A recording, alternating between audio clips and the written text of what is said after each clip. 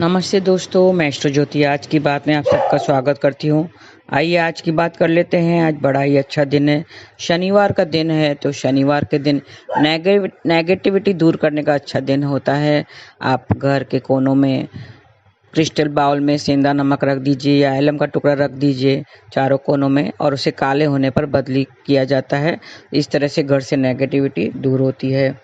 आज शुरू वास्तु से करते हैं, उसके बाद आज की खास बात ले लेंगे और कृष्ण कथा में हम थोड़े से दृष्टांत की बात करेंगे, तो ज्ञान की बात करेंगे। तो अंत तक बने रहिए और लाभ उठाइए। वास्तु की बात करें तो हम मोमबत्ती की बात कर रहे थे। मोमबत्ती रखना बहुत ज़रूरी है, उसका रंग भी और दिशा भी जानना बहुत ज़रूरी है। तो उत्तर दिशा में कौन सी मोमबत्ती रखें? उत्तर दिशा में काले रंग की मोमबत्ती लगाएं। इस दिशा में मोमबत्ती से कोई भय नहीं रहता है और कान संबंधित परेशानियां दूर हो जाती हैं। तो ये थी वास्तु की बातें। और अभी तिथि और योग की बात करें।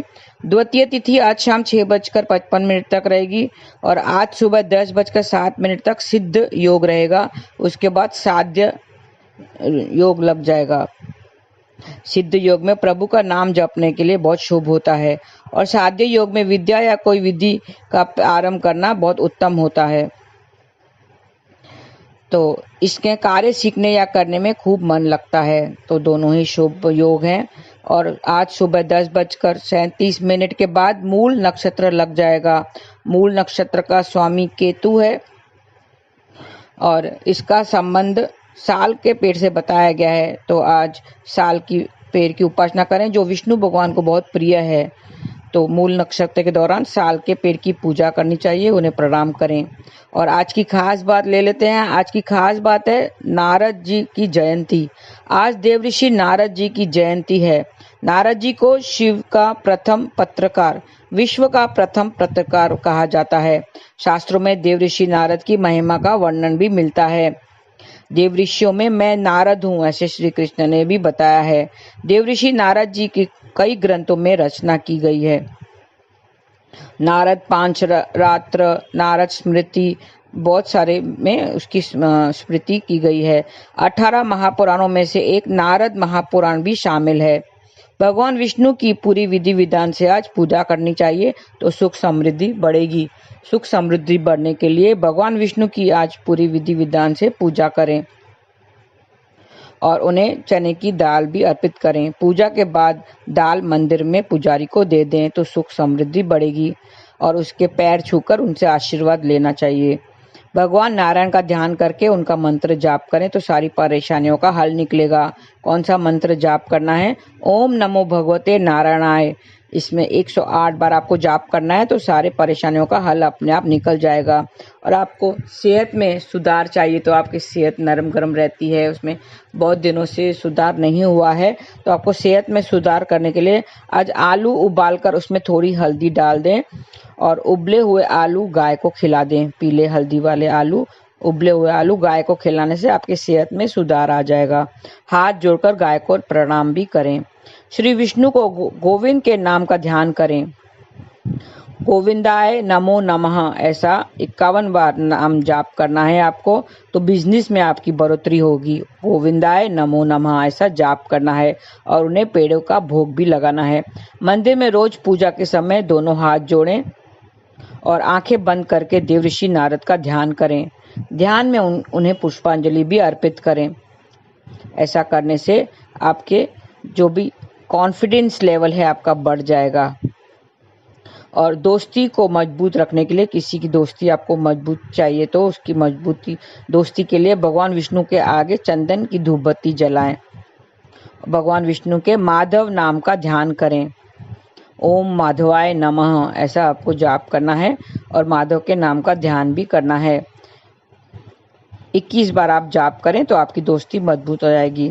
थोड़ी सी उड़द की दाल लेकर पीपल के पास दबाएं, तो आपके कोर्ट कचहरी का केस से छुटकारा जल्दी मिलेगा। अगर किसी का कोर्ट कचहरी का केस चल रहा है, तो उस पर छुटकारा चाहिए, तो थोड़ी सी उड़द की दाल लेकर पीपल के पास दबा दें और उन्हें प्रणाम करें।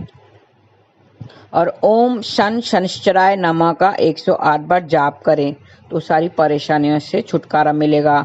शनि के पीपल के पेड़ की पूजा की जाती है शनिवार के दिन। तो पीपल के पेड़ के पास जाइए, उनके जड़ में जल चढ़ाइए और फिर गीली मिट्टी से अपने मस्तक पर तिलक लगाइए, उनको प्रणाम कीजिए, उनके चारों तरफ 7 बार परिक्रमा करना है और सरसों के तेल का दीपक भी जलाना है। तो इस तरह से आप करेंगे तो आपकी सारे जो भी परेशानियां हैं उससे छुटकारा मिलेगा। और शनि का मंत्र आपको जाप करना है। शनि का कौन सा मंत्र है? ओम प्राम प्रीम प्रौम सह शनिश्चराय नमः, ऐसा जाप करेंगे तो शत्रुओं से भी मुक्ति मिलेगी। 21 बार जाप करके पीपल के जड़ में जल चढ़ाना है। कटोरी में सरसों का तेल लेकर 1 रुपए का सिक्का डालें और अपना चेहरा देखने की उसमें कोशिश करें और तेल कटोरी सहित शनि का दान लेने वाले व्यक्ति को दे दें। शनि का दान देने वाले व्यक्ति होते हैं उनको आप दे देंगे, उसको छाया दान कहते हैं। अगर छाया दान करेंगे तो ढैया वगैरह से आपको प्रॉब्लम हो रहा है, शनि की ढैया चल रही है या 7.5 चल रही है, जिससे आपकी सेहत पर असर हो रहा है, प्रॉब्लम हो रहा है, बिजनेस में प्रॉब्लम हो रहा है, तो आप ऐसे छाया दान करेंगे तो आपको लाभ होगा। और शनि देव का आज ध्यान करें। आज से शुरू करके ये 7 शनिवार तक करें ये उपाय, तो आपको इससे शुभ परिणाम मिलेंगे। साबुत उड़द की दाल में कुछ बूंद सरसों के तेल मिलाएं और ये दान शनि मंदिर में दे आएं तो विशेष प्रसिद्धि मिलेगी। विशेष एरिया में आपको प्रसिद्धि चाहिए तो आपको ये उपाय करना है। मंदिर ना हो तो पीपल के पेड़ के नीचे आप रखाइए। तो ये उपाय कीजिए आप। जरूरतमंद को काले रंग के चमड़े के जूते मोजे दान कीजिए या कंबली दान कीजिए या छाता दान कीजिए। अब तो बारिश का मौसम है तो छाता दान करें या चमड़े के जूते मोजे आप देंगे तो सारी बाधाएं दूर हो जाएंगी। आज शनिवार के दिन वैसे ही आपको कुछ परेशानियों से छुटकारा चाहिए तो काले चीज़ों का दान करने को कहते हैं। काले चीज़ों का दान कीजिए, वो चाहे छाता हो, कंबल हो या जूते चप्पल मोजे हो, ऐसे उसको दान करने से आपकी सारी परेशानियां दूर हो जाएंगी। तो ये छोटी सी बातें, आज की बातें हमने ले ली। नारद जयंती है तो नारद जी को आप ध्यान कीजिए, महर्षि नारद को आप ध्यान करके आज का दिन व्यतीत कीजिए। आइए कृष्ण कथा में हम थोड़ी सी ज्ञान की बातें कर लेते हैं। कहते हैं जिंदगी उसी की है जो हरि का हो गया, जिंदगी उसी की है जो मेरे हरि का हो गया। जिंदगी तो वो ही जी रहे हैं जो मेरे हरि के हो गए हैं। कृष्ण के साथ हम जिंदगी जी रहे हैं, वरना तो सबकी कट ही रही है। हमारे अनेकों जन्म हो चुके हैं।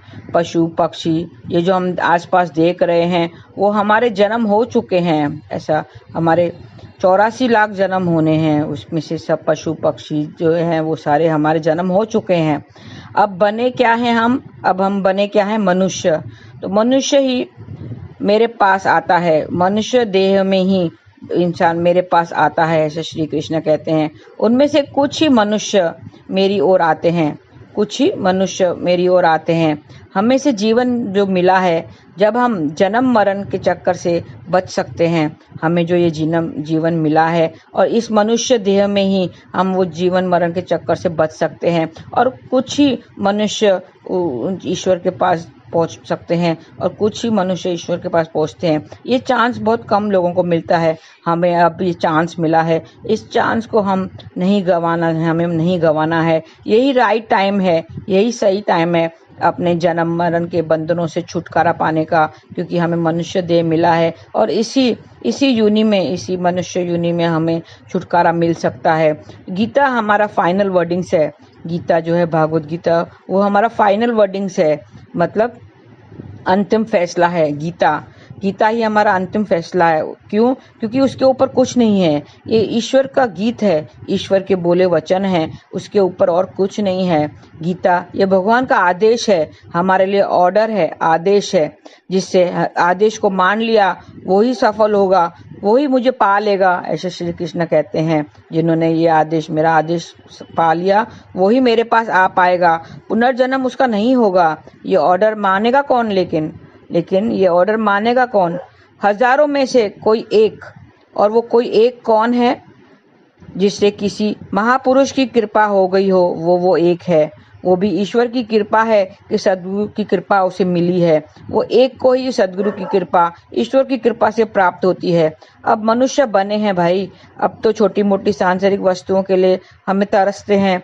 हम छोटी मोटी सांसारिक वस्तुओं के लिए तरसते हैं, जो हमें नहीं मिला हो उसके लिए हम तड़पते हैं। हम तरसते हैं और तड़पते हैं, इसी बीच हमारी जिंदगी गुजर जाती है। कोई भी व्यक्ति या वस्तु हमें परमानेंट खुशी नहीं दे सकता, हमें परमानेंट खुशी नहीं दे सकता। जिस रूप में, जिस रंग में और जिस परिस्थितियों में हम वो चीज़ को पसंद करते हैं, उस चीज़ या व्यक्ति को पसंद करते हैं, जिस रूप में, जिस रंग में या जिस परिस्थितियों में हम वो पसंद आती है, वो हमेशा रहने वाली नहीं है। हाँ, वो हमेशा रहने वाली नहीं है। बहुत खूब कहा है गुरुजी ने कि जिस रूप में, जिस रंग में या जिस परिस्थितियों में हम चीज़ों को पसंद करते हैं, वो हमेशा नहीं रहती है। एग्जाम्पल, जब कोई व्यक्ति किसी कार को खरीदता है तो वो क्यों खरीदता है? क्योंकि उसे पसंद आता है, उसका रंग पसंद आता है, उसका मॉडल पसंद आता है, उसको अच्छी लगती है, तभी तो वो खरीदेगा। लेकिन कुछ समय बाद वो उसे बेच भी देता है। जिससे उसने दिल से खरीदा था, उसको पसंद आई थी, वो उसे कुछ वक्त के बाद बेच देता है। क्यों? क्योंकि अब वो उस परिस्थिति में नहीं रही, उस स्थिति में नहीं रही, जिस उस स्थिति में उसने खरीदी थी, अब वो उसकी स्थिति नहीं रही। इंसान भी ऐसे ही है। इंसान भी दूसरे को रंग, रूप, फिगर देखकर उस पसंद करता है, उससे मोहित हो जाता है। एक इंसान दूसरे इंसान का रंग, रूप, फिगर देखकर उसमें मोहित हो जाता है, वो उसको अच्छा लगने लगता है और कुछ समय उसके साथ बिताता है। लेकिन कुछ समय बाद जब उसका रंग, रूप या फिगर पहले जैसा नहीं रहता, तो उसे वो अच्छी नहीं लगती, उससे वो बोर हो जाता है और उसे छुटकारा पाने की कोशिश करता है। अब उसे वो अच्छा नहीं लगता, क्योंकि वो जिस रूप, रंग या फिगर को उसने जिस पे मोहित हुआ था, जिस पे वो उसको अच्छा लगा था, वो स्थिति अब नहीं रही, वो परिस्थिति अब नहीं रही, तो उसे वो दूर जाने की कोशिश करता है, उसे ब्रेकअप कर लेता है या डाइवोर्स कर लेता है, उससे अलग हो जाता है। इसके लिए ये छोटी छोटी जो टेम्पररी खुशियों के लिए जो रहने वाले नहीं है, ये जो टेम्पररी खुशियां हैं, ये हमेशा रहने वाली नहीं है। परमानेंट खुशी कब मिलेगी हमें? परमानेंट खुशी कब मिलेगी? जब हम पूरी तरह से श्री कृष्ण के शरणागत हो जाएंगे। हम जब पूरी तरह श्री कृष्ण के शरणागत हो जाएंगे, तभी हमें वो परमानेंट खुशी मिलेगी।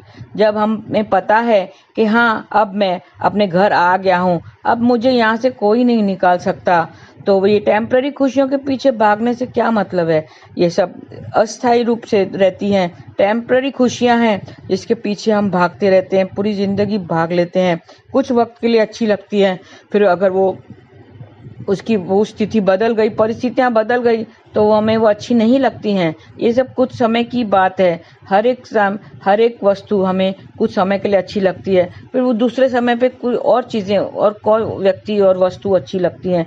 तो ये टेम्पररी खुशियां हैं, इसके पीछे भागने से अच्छा है कि परमानेंट खुशियों के लिए प्रयास करें और श्री कृष्ण के समीप रहें, उनका नाम जाप करें। हरे कृष्णा कृष्ण कृष्ण हरे हरे, हरे राम राम राम हरे हरे। ऐसे करेंगे, नाम जाप से समीप रहेंगे, माला जपते रहेंगे। माला एक हथियार है जो हमें सदा अपने साथ रखना है, जो हमें श्री कृष्ण के पास पहुंचाता है। तो वही हमें परमानेंट खुशी देगा, वही हमें अपना आसरा देगा। बस आज भी तेरा आसरा, कल भी तेरी आस। बस आज के लिए इतना ही। धन्यवाद आपका।